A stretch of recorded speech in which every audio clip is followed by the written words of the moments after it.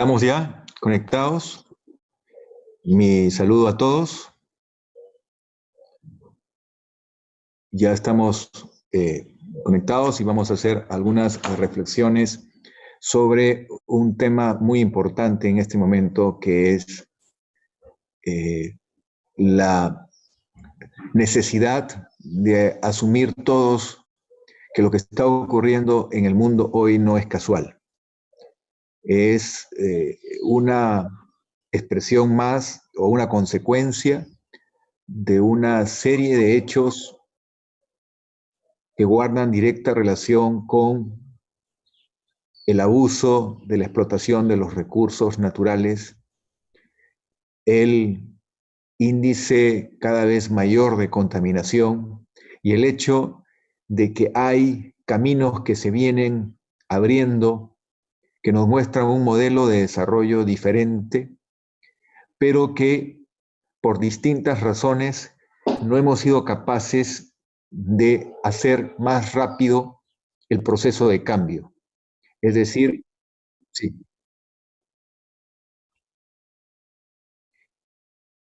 es decir, no hemos sido capaces, por ejemplo, de cumplir el Convenio de París en lo que significa reducir emisiones de gases de efecto invernadero que nos lleven a una experiencia cercana a la posibilidad de éxito en la capacidad de resiliencia o la capacidad de respuesta frente al cambio climático. Esto es de la mayor importancia, ¿por qué? Porque si no somos capaces en estos años cercanos de reducir el nivel de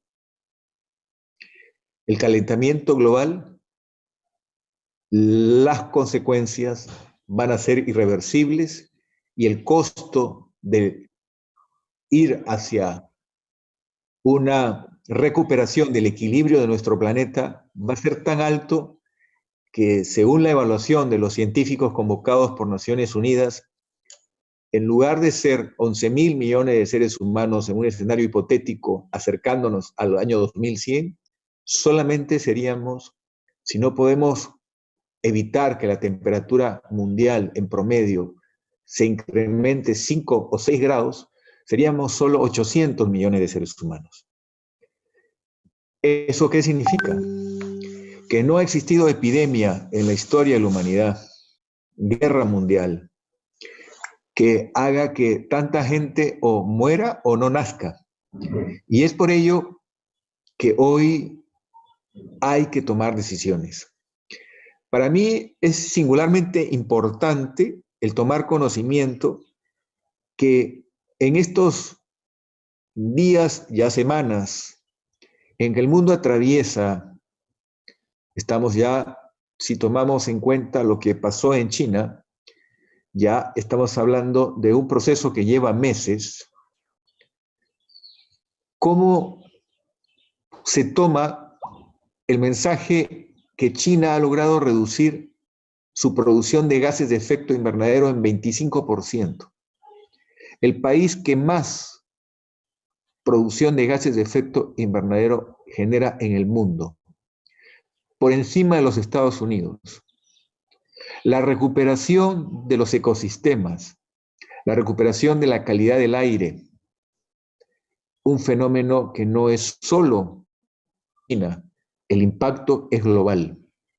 El hecho, aquí en Perú, por ejemplo, estamos viendo cosas que hace mucho tiempo no se veían en recuperación, en tan corto tiempo, de presencia de la biodiversidad, de limpieza del aire que respiramos todos, de el movimiento de las aves que han vuelto a ser el actor principal de nuestras playas. Todo esto nos lleva a la reflexión. ¿Es que tenemos que estar en una situación crítica de vivir una pandemia para tomar conciencia que no debemos seguir abusando del disfrute de los recursos naturales que nos brinda la naturaleza? Es que necesariamente hay de por medio un problema que tiene que ver necesariamente con la dimensión subjetiva del cambio, es decir, qué valores priorizamos y si somos capaces de darnos cuenta que estamos siendo profundamente egoístas al arrebatarle a las generaciones futuras el derecho y oportunidad a un mundo pleno, que puedan gozar de las cosas que nosotros gozamos. Y este es un tema particularmente importante, porque creo que el coronavirus plantea un punto de quiebre. Es decir, hay que cambiar nuestro estilo de vida. No solo porque, como lo han dicho más de un científico y de un experto, estamos frente a la amenaza de virus como este, sino también por el hecho de que cuando nos hablan de sostenibilidad, cuando nos hablan de un manejo equilibrado de los recursos, cuando nos hablan de evitar que Norteamérica lleve el consumismo a un nivel tan absurdo en el que se produzca tantos alimentos que se pierden, que podrían satisfacer al mismo tiempo el hambre de África, y cómo hoy no somos capaces de manejar de manera responsable y sostenible la necesidad de energía para satisfacer de bienes y servicios al conjunto de la humanidad. Tenemos que agradecer 200 años de ciencia y tecnología que han permitido desde la máquina de vapor hasta el motor de combustión desarrollar la capacidad de romper eso que marcó la historia de los otros 18 siglos anteriores, la lucha por administrar la escasez de recursos. Había que someter a otros pueblos para darle bienestar a nuestro pueblo. A partir del siglo XX ya no es esa la característica principal de las guerras, sino es quien domina a los demás por controlar la hegemonía mundial. Y este tema evidentemente llevó a un despropósito a los países que combatieron en la Segunda Guerra Mundial y por ello el costo para Alemania, para Japón fue altísimo. Pero hoy ya tenemos suficientes lecciones en la historia que nos deben hacer pensar que ya es hora de cambiar esta sociedad de consumo materialista y darnos cuenta que estamos a tiempo de salvar la vida humana, porque el planeta no va a desaparecer.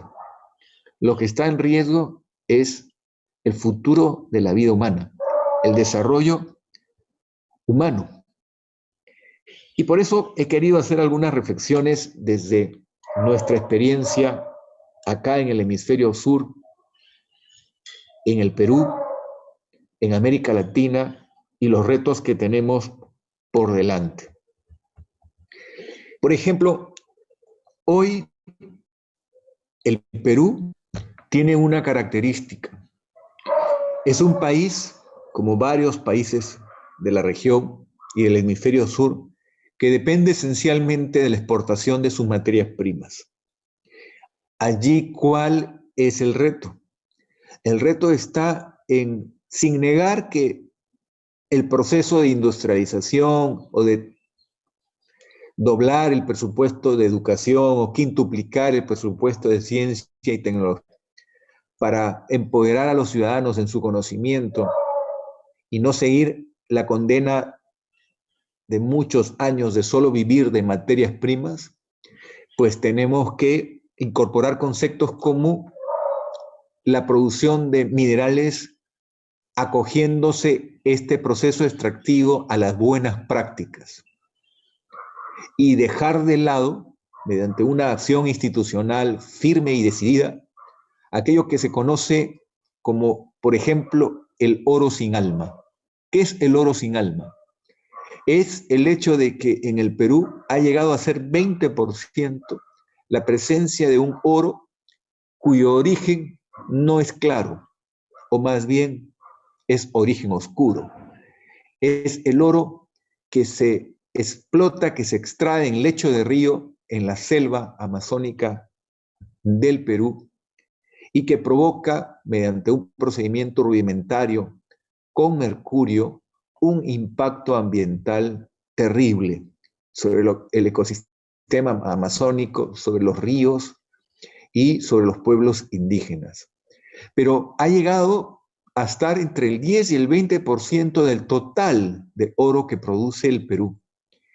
Y ante la mano firme del Estado peruano, nos hemos sorprendido de ver que países hermanos empiezan a exportar oro al mundo, oro que no producen.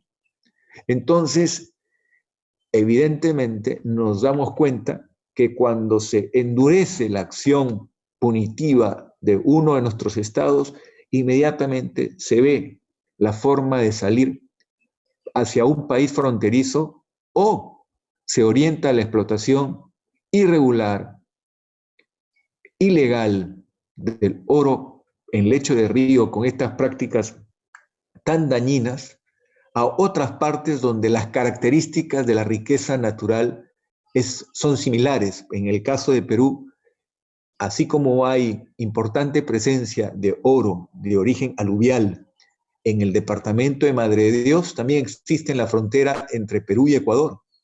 Y hoy vemos que hay un crecimiento peligroso de esta práctica justo en la frontera entre ambos países. El problema es que el daño que se ocasiona es inmenso. Ese daño, a la hora de cuantificarlo, no justifica mantener este negocio a cualquier precio.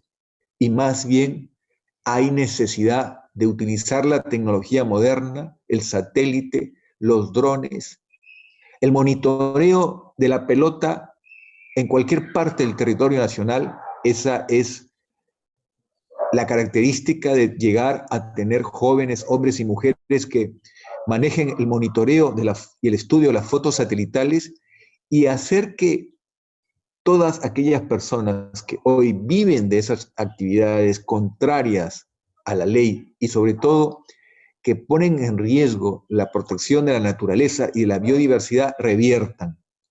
Pero no es solamente contar con la tecnología, que ya en el caso peruano está disponible, sino también reducir el otro factor que ata a nuestras manos, que es la corrupción. Y la corrupción, como nos dijo alguna vez un profesor de Harvard, América Latina debe reducir a la mitad la corrupción para alcanzar un nivel competitivo internacional. Es decir, no desaparece la corrupción, pero por lo menos la reducimos, promoviendo Estado moderno, promoviendo la institucionalidad, la meritocracia, promoviendo que el acceso a los puestos públicos responda a méritos, que se restrinja y se delimite el número de cargos políticos de decisión discrecional y que poco a poco construyamos un Estado donde los primeros de la clase sean los que asumen el liderazgo de los distintos niveles de gobierno. Esto es muy importante porque la tarea de construir una sociedad mejor y de cambiar paradigmas en el mundo moderno es un problema esencialmente de personas que estén en el lugar correcto, en el momento indicado, en sociedades como las nuestras, que hasta el día de hoy no hemos podido mejorar las condiciones de la gobernabilidad que aseguren recuperación de la confianza social y de la legitimidad de nuestros estados y gradualmente, con una apuesta seria y sostenida por la ciencia y por la tecnología, ir recuperando la confianza y el camino correcto de políticas públicas que obedezcan a esa visión de una América Latina donde la Pachamama, la Madre Tierra, sea respetada. Asignar los recursos de manera racional, con un planeamiento estratégico que promueva inversiones limpias, pero que no conlleven destruir a la fuente productora de riqueza y de bienestar. Esta es una primera reflexión que quería compartir con ustedes. Pero también debemos hablar de datos inquietantes. Por ejemplo, Perú. En Perú, 4 de cada 10 niños hoy es desnutrido, anémico. Incluso el 20% de los niños del estrato más alto de nuestra sociedad, niños menores de 3 años, sufre de algún nivel de anemia. ¿Y qué demuestra esto? Que la falta de conocimiento incluso involucra a las personas que tienen la riqueza o la disposición de recursos económicos para tener un estatus definitivamente diferente. Pero la falta de una educación, la falta de un conocimiento adecuado hace que con todo el dinero del mundo no puedan lograr la calidad de vida y el desarrollo saludable para sus hijos. Otro dato que es la foto de América Latina es que 8 de cada 10 niños han sido víctimas de algún tipo de violencia. Este es un tema inquietante y que tiene que ver con la salud del alma de las personas. Enfrentar los problemas de violencia contra la mujer, enfrentar los problemas de violencia contra niños, niñas, guarda directa relación con la falta de calor, de cariño, de todo aquello que aprendemos desde que estamos en el vientre de nuestras madres. Cuando uno encuentra en el nivel primaria niños o niñas con marcas en su cuerpito de violencia, hoy la ley en el Perú, por ejemplo, obliga a que el profesor reporte al director del colegio y al comisario del puesto policial más cercano para que inmediatamente se abra un expediente y los padres expliquen por qué el niño llega a la escuela con marcas de violencia en su cuerpo. Y este es un tema de la mayor importancia, porque si una persona en edad precoz recibe como mensaje que la única forma eficaz de comunicación con las personas, con las otras personas, es a través de la violencia, la persona que hoy es víctima, algún día se volverá victimario. Y por eso la causa del problema es lo que tenemos que enfrentar. Y la causa del problema nace de la forma, del trato, de toda la contextualización, todo el mundo en el que se desarrolla el niño, la niña, en el mundo rural, en el mundo urbano. Y esto tiene que ver con el componente subjetivo, la dimensión subjetiva, la dimensión de las personas en la construcción de aquello que hemos llamado las condiciones de gobernabilidad para poder cumplir con los 17 objetivos de desarrollo sostenible que hoy promueve Naciones Unidas y que finalmente se pueden resumir en cómo construir la gestión pública de la mano con la capacidad de respuesta frente al cambio climático, de la mano con la reducción de la pobreza, con la generación de oportunidades para todos y que por lo menos garanticemos que a nadie le falte las 3 columnas de la seguridad climática tal como están consagradas en el Acuerdo de París. Seguridad alimentaria, seguridad hídrica y seguridad energética. No puede haber capacidad de respuesta frente al cambio climático. No puede haber cumplimiento cabal de los 17 Objetivos de Desarrollo Sostenible si no logramos una sinergia y una articulación poderosa en todos los niveles de gestión pública, nacional, regional y local, haciendo que no falten los alimentos, que estos sean saludables, que haya una protección de las fuentes de agua, de la calidad de los abonos para los suelos en la actividad agrícola, de protección de los bosques primarios, de manejo sostenible del mundo de la producción de alimentos y una cabal escuela de cómo aprender nosotros mismos a desarrollar biohuertos para recuperar la calidad de los alimentos y ponerle un freno a un mercado cada vez más incisivo de agroquímicos tóxicos que provocan que Latinoamérica, a diferencia de Norteamérica, este es un dato sorprendente, en lugar de reducir la muerte por cáncer al estómago, América Latina incrementa el porcentaje. Y esto es algo que llama a preocupación y algo importante. Ahora, nuestra región no solamente tiene problemas de agroquímicos tóxicos, sino también la falta de una simétrica fiscalización, como se exige a la gran empresa, a todos los actores informales, pequeños mineros, mineros artesanales, hacia haya un mal manejo de las prácticas de explotación del recurso minero y proliferación de relaves y sustancias tóxicas que terminan en los ríos, contaminando fuentes de agua con metales pesados. Hay un reciente reporte cómo se había incrementado la presencia de cadmio y de plomo en el agua que venía a una de las ciudades más importantes del Perú. Y eso, evidentemente, genera un efecto dañino sobre la salud de las personas y las familias.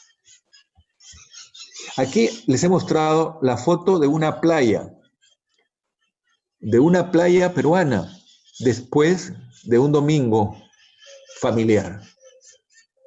Eso evidentemente nos cuestiona a todos, porque esa no es una forma responsable, sostenible de manejar un espacio abierto, un espacio para el desarrollo del descanso familiar, aprovechando y gozando de espacios naturales saludables, que nosotros volvemos espacios llenos de basura.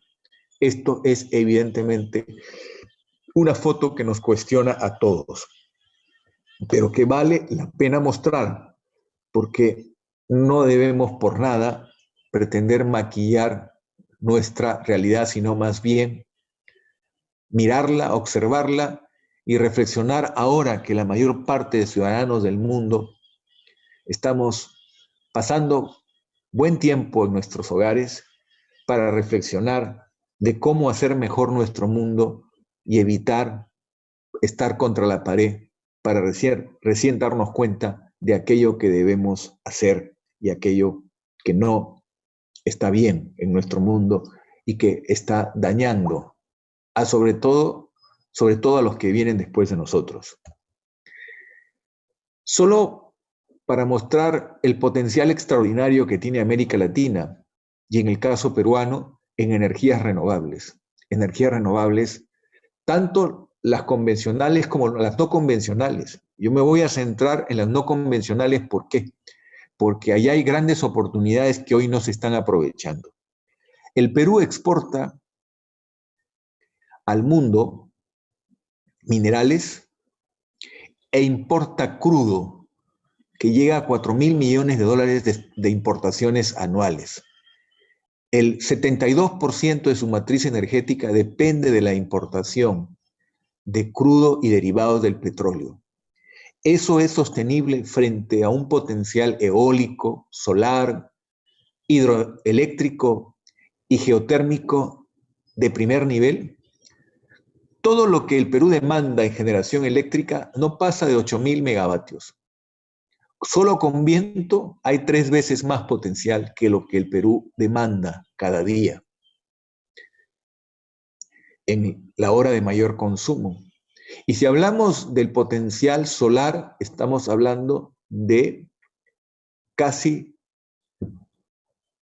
3 o 4 veces lo que el Perú demanda hoy. Si nosotros avanzáramos en el uso de las energías limpias, ¿qué vamos a lograr? Vamos a lograr reducir la contaminación, la producción de CO2, de gases de efecto invernadero, y sobre todo vamos a empoderar a los lugares con el aprovechamiento del potencial que tienen donde la gente vive. Vamos a reducir los costos de la generación eléctrica y vamos a abrir camino hacia lo que hoy se conoce como sostenibilidad. Es increíble cómo cambia la vida cuando en lugar de sufrir todos los días, el impacto de la contaminación en nuestras vidas, vamos descubriendo que podemos movilizarnos en lugar de motores de combustión, motores movidos por sistemas híbridos o por electricidad. Y si esa electricidad es producida mayoritariamente por energías renovables, es aún más importante tomar conciencia de que hoy ya la tecnología, gracias al esfuerzo de los ciudadanos alemanes, del entonces presidente Jimmy Carter en la crisis de los petrodólares, comenzó en el mundo un esfuerzo científico por encontrar fuentes que sustituyan al petróleo como principal forma de suministro de energía a nivel mundial. Hoy ya tenemos la respuesta clara y contundente. ¿Cuánto cuesta, por ejemplo, la generación con viento o con energía solar bajo la tecnología solar fotovoltaica? 15, 16 dólares megavatio hora. A esos precios hemos llegado. 15, 16 dólares megavatio hora es la mitad de lo que cuesta generar en ciclo combinado con gas natural en el Perú. Es decir, que podemos avanzar de forma decidida en el uso de energías renovables en nuestras economías hoy como nunca antes. Porque ya hemos descubierto la forma tecnológica de hacerlo. Y eso va a redundar en precios menores de la electricidad, pero también en menor contaminación. Tenemos que reducir a la mitad el consumo de petróleo a nivel mundial para poder darle crédito y viabilidad a nuestra solución frente al calentamiento global. Y para eso tenemos que tener mano firme y tomar decisiones audaces que conlleven a un cambio de nuestra mentalidad, pero también a un cambio de nuestros sistemas de transporte, de nuestros sistemas de producción y nuestros sistemas de satisfacer las necesidades de nuestra gente. Que el coronavirus mueva nuestras conciencias, no por miedo, sino por amor a los que vienen después de nosotros. Creo que ese es el secreto y el factor de éxito para lograr que las clases dirigentes de nuestros pueblos sean más sensibles a una tierra que llora y que reclama un manejo más responsable. Como me decía un alumno en la universidad, me decía, ¿qué es mejor? ¿Establecer en una ley la obligación de cuidar la naturaleza, las fuentes de agua, o despertar el amor de las personas por la naturaleza? Evidentemente, el despertar el amor como sentimiento de agradecimiento a quien nos debemos, a quien nos permite vivir, a quien nos permite desarrollarnos y tratarla con más respeto como era el pensamiento de las culturas ancestrales que nos muestran una riqueza del conocimiento extraordinaria en nuestros países, en nuestros pueblos, desde los mayas, yendo a los tiahuanaco, la cultura caral, culturas que existieron 5.000 años antes y que hoy en América, en la América Latina, significan la presencia de pueblos que han llegado a desarrollar tal nivel de conocimiento que se pueden comparar a Babilonia o a la cultura de Egipto. Y esto es importante descubrirlo y cada vez tomar más conocimiento de esas viviendas bioclimáticas, de ese manejo tan eficiente durante 365 días del año de fuentes de agua, de la manera de producir el verdadero oro del Perú, que no es el oro metálico, sino es la quinoa, La quinoa que hoy es respetada y valorada como un alimento muy nutritivo en el mundo entero. De esta región, de los Andes de América, surgió el aporte que salvó de una tragedia de la peste a Europa. Fue la papa.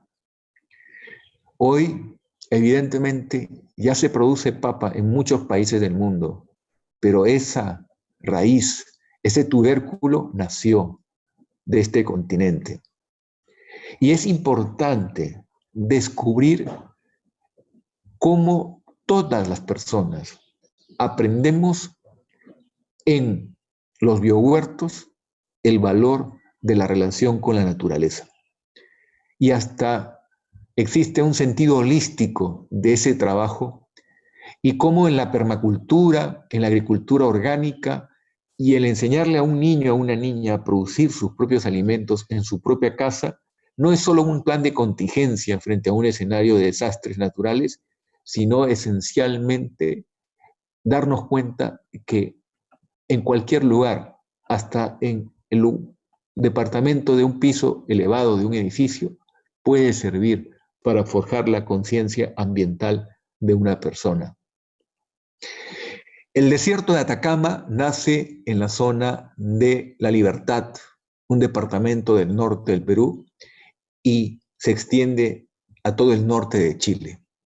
La radiación solar en esta región que abarca tres países, es extraordinaria y puede evidentemente hoy servir a nuestra región para avanzar a pasos decididos en la generación eléctrica con energía solar y reducir la dependencia a la generación con combustibles fósiles. Ya la economía es más eficiente, el costo es menor, hay razones poderosas para hacerlo, y gradualmente ir cambiando la huella de carbono. Pero no solo la huella de carbono, también tenemos que cambiar la huella ecológica. Existe una relación lógica entre estos dos surcos de vida y de sostenibilidad. La huella de carbono, que es donde hay mucho trabajo a nivel internacional, tiene que ver con la producción de gases de efecto invernadero, pero la huella ecológica tiene que ver con un consumo responsable, con consumir lo que necesitamos, con evitar el desperdicio, con manejar con más responsabilidad las fuentes que nos dan vida y salud. Si lográramos tener una alimentación que esté equilibrada y que responda al conocimiento, podríamos hacer experiencias gratas no solo en un país de los latinoamericanos, sino en toda la región. Por ejemplo, ¿qué ha pasado con el etiquetado de alimentos que son los snacks en el mundo de los niños? En solo 2 años, la población infantil de Chile ha empezado a cambiar sus rendimientos en su estado de salud. Ya no existe ese fenómeno que nos estaba poniendo en competencia con los niños de Norteamérica. Aumentar peso, inflarnos de la llamada comida chatarra en lugar de alimentación saludable. Hoy, gracias a esos octágonos que alertan de la mala calidad de esos alimentos chatarra, han llevado a los niños y niñas de Chile a comprar en la hora del refrigerio, en la hora del recreo, alimentos saludables, como nunca antes en la historia de este hermano país.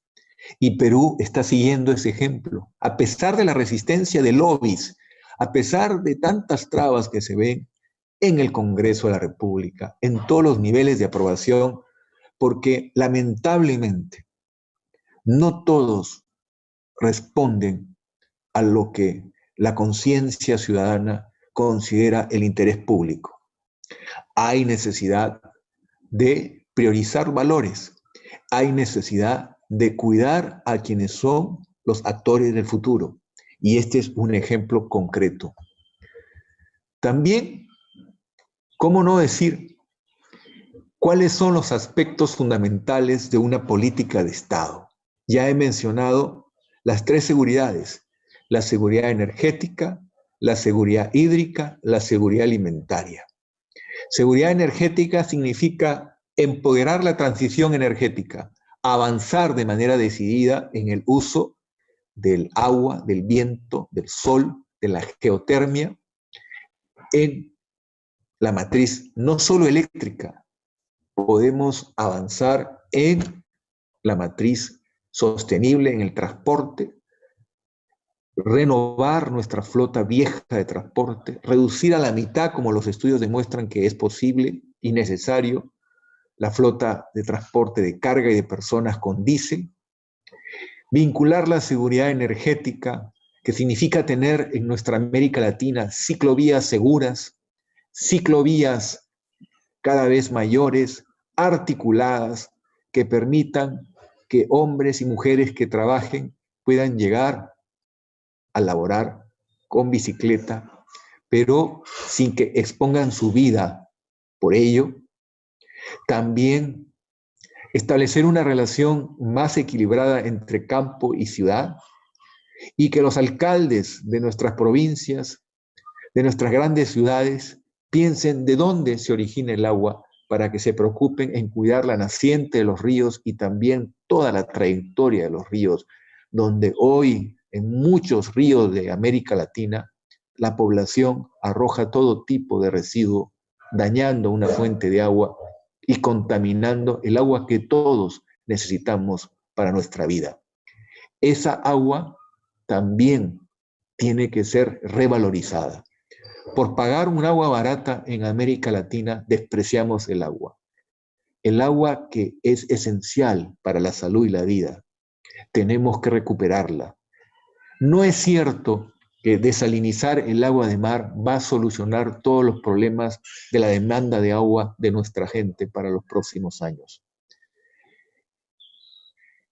Invertir nuestros recursos en desalinizar grandes volúmenes de agua nos puede llevar a una situación de impacto en la pesca artesanal por contaminación del mar, que evidentemente haría tremendamente negativo pretender que desalinizando toda el agua potable que requiere nuestra gente para atender las necesidades de megaciudades como Lima, como Buenos Aires o como Sao Paulo, la mejor salida, la solución más sostenible es aprender del reuso de las aguas, como lo hace Berlín 11 veces, como lo hace Londres 6 veces. Agua de la mejor calidad que podemos directamente tomar del caño, algo que no podemos hacer en nuestra América Latina. Entonces, el secreto está en el reuso del agua, más que en la desalinización del agua de mar, que se puede hacer en cantidades menores, pero no al nivel que se pretende. Y también, evidentemente, lo que ya he manifestado, el uso racional de los recursos. Es como la hidroenergía. La hidroenergía tiene dos líneas de trabajo. Una que es pensar en la receta del siglo XX, los megaproyectos hidroenergéticos que implicaban grandes represamientos, inundar grandes bosques, afectar la vida de los pueblos indígenas. Eso ya no tiene luz verde para la banca de cooperación de Occidente. Ahora solo se aceptan proyectos hasta de 250 megavatios, siempre que conlleven la tecnología de centrales de pasada. Se toma el agua en una zona alta y se devuelve río abajo, pero cuidando el caudal ecológico y al mismo tiempo se entregue el agua para sus distintos usos más limpia. Es decir, el secreto está en conocer cuáles hidroeléctricas son amigables con las reglas ambientales y con la sostenibilidad, y cuáles hoy ya es imposible pretender hacerlas. Repetir una Itaipú con el río Marañón en el Perú volvería a nuestra Amazonía en una gran sábana. Lo que hacemos con una mano lo deshacemos con la otra. Por ello es de la mayor importancia trabajar la hoja de ruta de la sostenibilidad y que América Latina tenga una hoja de ruta de un crecimiento verde, sostenible, que implique calidad de vida para las generaciones presentes, pero también para las generaciones futuras. Y eso se puede hacer solo si nos damos cuenta que más de la mitad de los residuos sólidos que producen los peruanos en las grandes ciudades puede producir una cantidad importante de abono orgánico, de compost y biol, que puede reducir la dependencia a los agroquímicos tóxicos baratos y muchas veces prohibidos en el hemisferio norte. Podemos sustituir el glifosato. Podemos aprender que hoy la ciencia ha demostrado que hay una relación de interdependencia entre sembrar árboles y producir alimentos, que hay que estudiar el mundo de los insectos para prevenir las plagas y para darnos cuenta que puede haber alimentos saludables sin abusar de los agroquímicos. Darnos cuenta, evidentemente, que el secreto del éxito de nuestra región está en empoderar a las personas, duplicando el presupuesto de educación y quintuplicando lo que hoy se invierte en ciencia y tecnología en nuestros pueblos. Ese es el secreto que ha hecho que un país como Singapur, país pequeño, hace 50 años a punto de fusionarse con Malasia, encuentre la senda del éxito en un crecimiento sostenido, porque orientó todos sus recursos a formar jóvenes altamente competitivos que hoy exportan al mundo su capacidad de análisis, su expertise técnico como principal valor a compartir.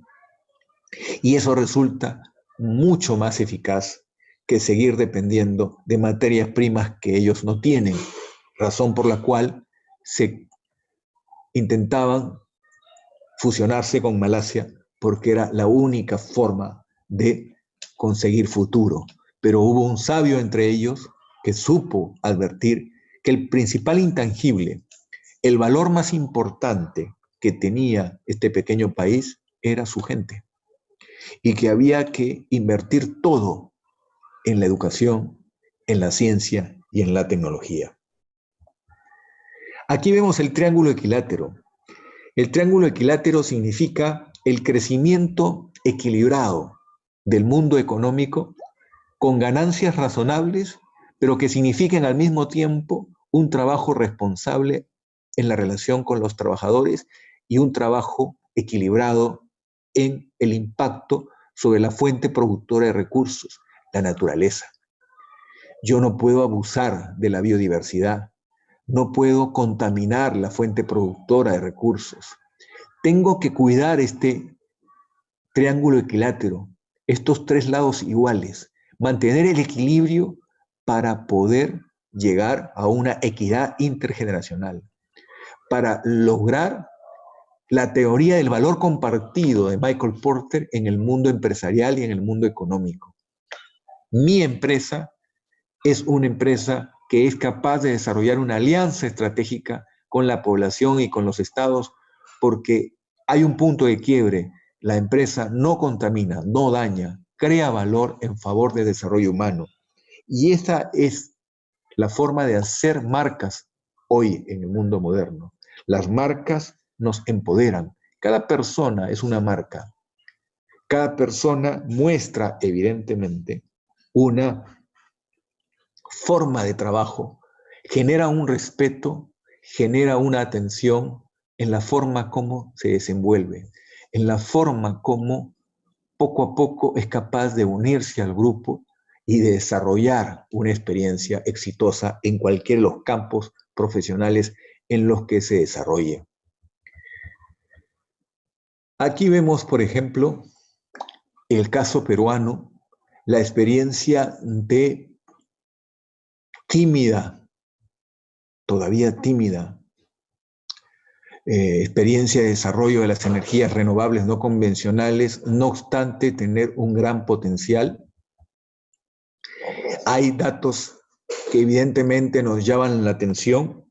Perú exporta gas al mundo e importa diésel, es decir, exporta uno de los combustibles que deriva del petróleo o de los hidrocarburos, que es menos contaminante, que es en la familia de los hidrocarburos el más económico, e importa el combustible más tóxico y más caro. Pero también Perú tiene todas las condiciones, no solo para avanzar en la transición energética, que es esa mezcla de gas natural y energías renovables, de una forma acelerada, sino tiene todas las condiciones para ser parte de una región que lidere una forma de gestionar los recursos energéticos que asegure economía, pero al mismo tiempo sostenibilidad. Hay que tener presente que la emisión de óxido de nitrógeno y de material particulado afecta seriamente los sistemas respiratorios. Y la única manera de cambiar en nuestras ciudades prácticas que están dañando severamente la salud y la vida de nuestra gente es reducir el abuso de los combustibles fósiles en nuestra vida diaria.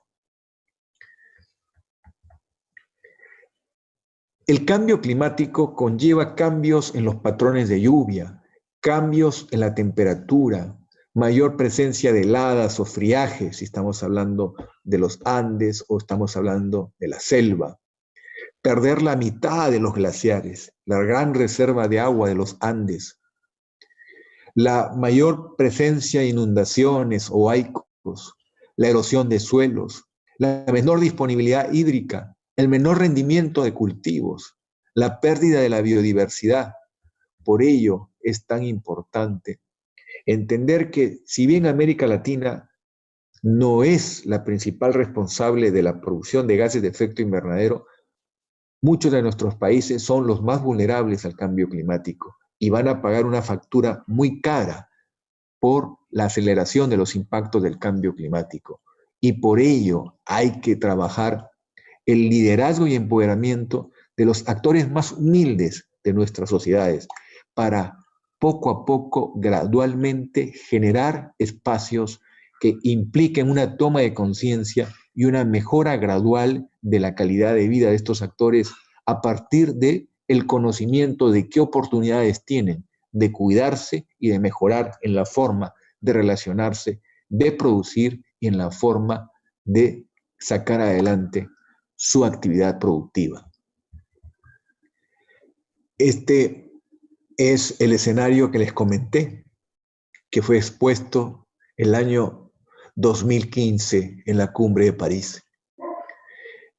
Si nosotros mantenemos este nivel de calentamiento global, va a haber un problema muy serio en la población del mundo. Reducir, en este caso es al 2050, de 9.000 millones a solo 800 millones la población mundial, es evidentemente una cifra que solamente podría materializarse hoy si vemos una película de ciencia ficción. Pero en verdad es un riesgo posible de darse si es que dejamos las cosas al escenario BAU, el escenario business as usual, el escenario de dejar que los problemas o no se resuelvan nunca o se resuelvan solos. Por ello, esta reflexión. Perú mostró en 4 subastas que se detuvieron el año 2011 que los costos de la generación con renovables podían bajar sustantivamente los costos de la generación eléctrica. Y otros países han seguido y han avanzado más que el Perú en este esfuerzo. Podemos citar el caso de Uruguay, podemos citar el caso de México, que han dado pasos importantes en resultados de menores costos y de oportunidades de desarrollo a la generación eléctrica a base de energías renovables alternativas en América Latina y en el mundo. Aquí vemos el mapa del Perú. A la izquierda, los principales proyectos mineros. Perú es un país minero y forestal. Y cómo coincide y se superpone la existencia de esos proyectos con el potencial geotérmico. Si utilizáramos la geotermia de manera protagónica en la generación de energía para atender los proyectos mineros, obtendríamos evidentemente un mejor performance a una actividad que no goza siempre de la popularidad y más bien la disyuntiva presente en América Latina es hacer minería como hace Canadá o hacer minería como hace el Congo. En un país hay una alianza estratégica con la población y se ha reducido el nivel de impacto y hay evidentemente un financiamiento del desarrollo humano. En otros países como el Congo, la minería produce un gran daño, contamina y afecta la vida y la calidad de vida de la población. Por eso es que el cómo es muy importante y por eso esta reflexión con ustedes. Hay marcos promotores que nacen del modelo alemán y que se van adaptando a nuestras realidades, otorgando los mismos incentivos que hoy tiene la minería y que tiene la actividad de hidrocarburos a las energías limpias, buscando evidentemente que en algún momento el viejo rey petróleo entregue el poder a las energías renovables. Según un congreso reciente de los ingenieros de petróleo a nivel mundial, el año 2050 es el año del punto de quiebre. La energía solar va a ser la fuente de suministro más importante del mundo. Y hoy, cada vez más rápidamente, se está avanzando hacia ese objetivo. De cada 3 equipos energéticos que se venden en el mundo, solo 1 es para ser usado o para utilizar energías tradicionales.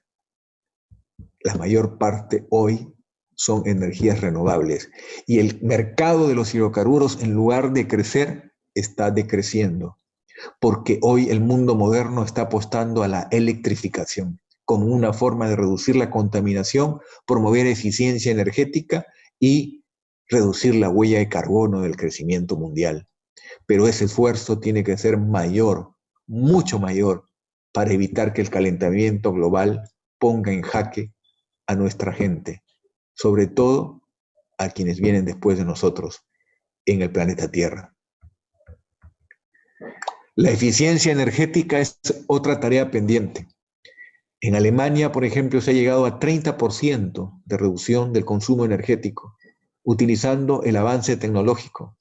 En América Latina, solo algunos de nuestros países utilizan la iluminación LED. La mayor parte todavía tiene iluminación con sodio. Este es un desperdicio, porque hoy podemos lograr incluso lo que países más avanzados han logrado, prohibir los focos incandescentes, que pueden llevar a $1.50 de costo mensual cada foco, en lugar de un 80 o 90% de economía, de menores costos, utilizando una iluminación más eficiente y menos contaminante, como es la iluminación LED. Y esto es importante tenerlo presente.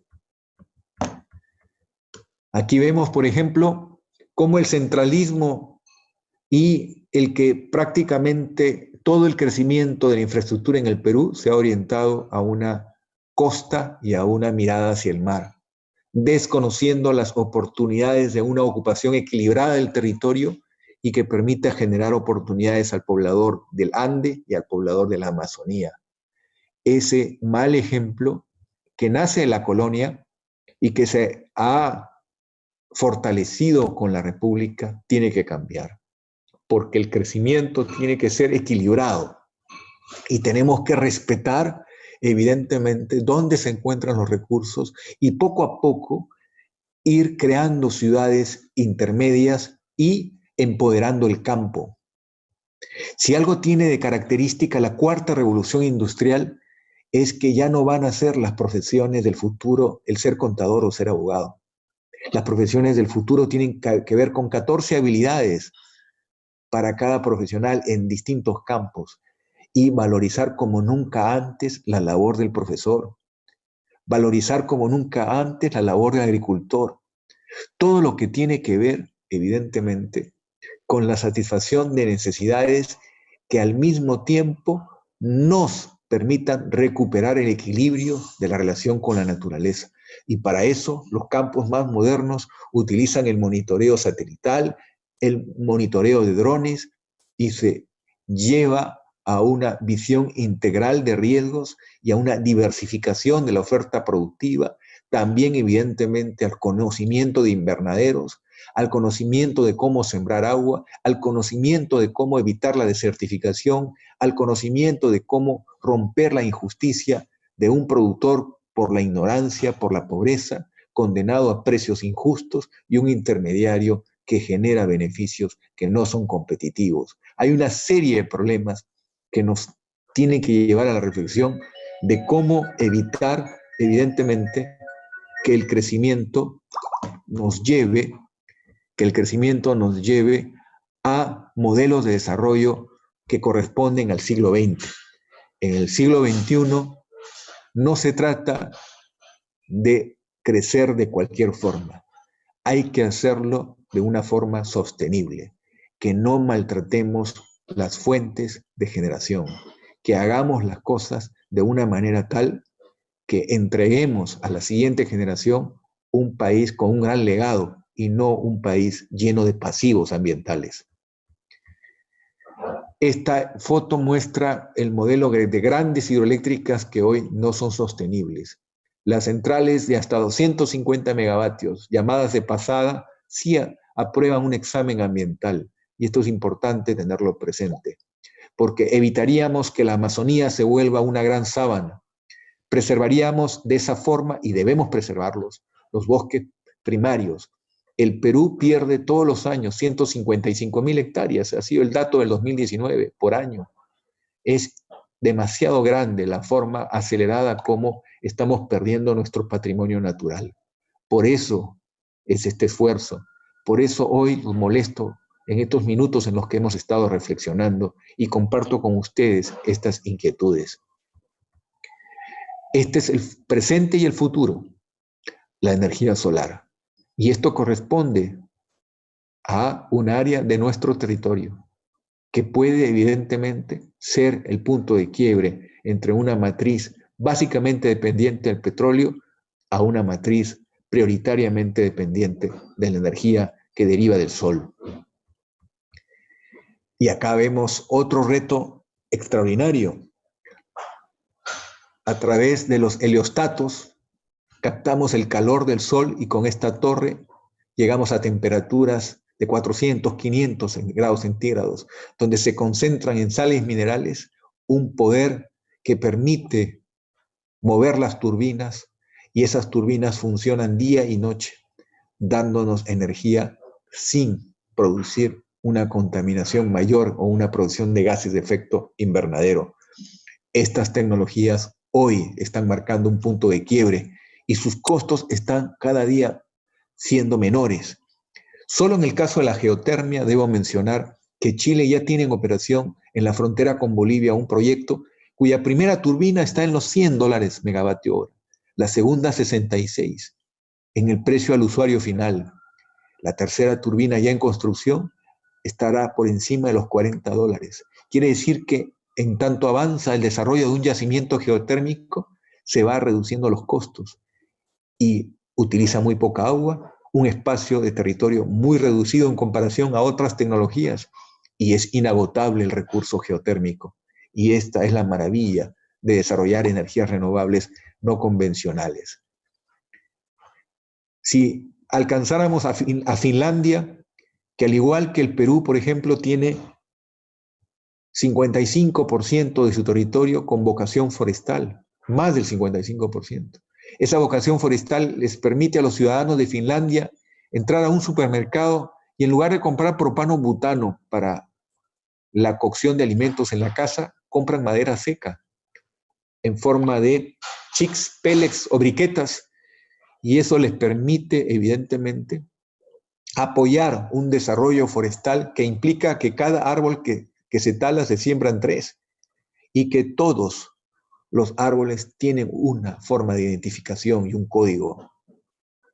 Esto es importante porque el secreto del desarrollo sostenible en países como el Perú está en desarrollar actividades como la industria forestal. Y esto es algo que debemos sacar adelante. ¿Qué se hace en países más avanzados y debemos aprender esa lección? Por ejemplo, se ha financiado la mitad de los parques eólicos en Alemania con el aporte de ciudadanos, de trabajadores. Se ha logrado un complemento, la generación eólica y solar, sobre todo la solar, está en el día y en la noche se utiliza el agua que se bombea con el sol en el día, en la noche, para que se pueda, a través de centrales hidroeléctricas, generar electricidad y con ello lograr día y noche generación renovable. También se utiliza el aire comprimido. Finalmente se utiliza el power to gas. ¿Qué es el power to gas? Es extraer el hidrógeno de los excedentes de generación eólica para inyectarlo en la red convencional de gasoductos. El hidrógeno es el combustible del futuro.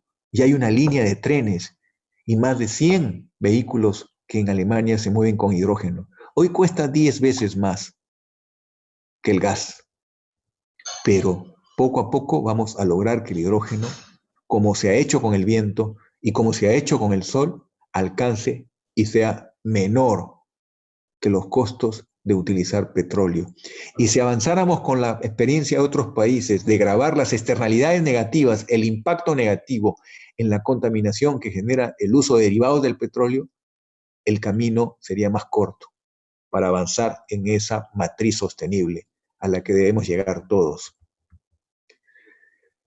En resumen, la mezcla entre energías renovables y eficiencia energética es una oportunidad para todos, pero no podemos sacar adelante esta hoja de ruta si no cambiamos nuestra mentalidad y si no nos compramos el pleito, que es una tarea que se plasma no en que todos seamos candidatos a la presidencia, sino que en cualquier función en el mundo privado, en el mundo público, hagamos lo mejor de nosotros y nos demos cuenta que todos podemos ser parte del problema o parte de la solución de los problemas. No cabe en la historia decir que podemos ser solo meros espectadores.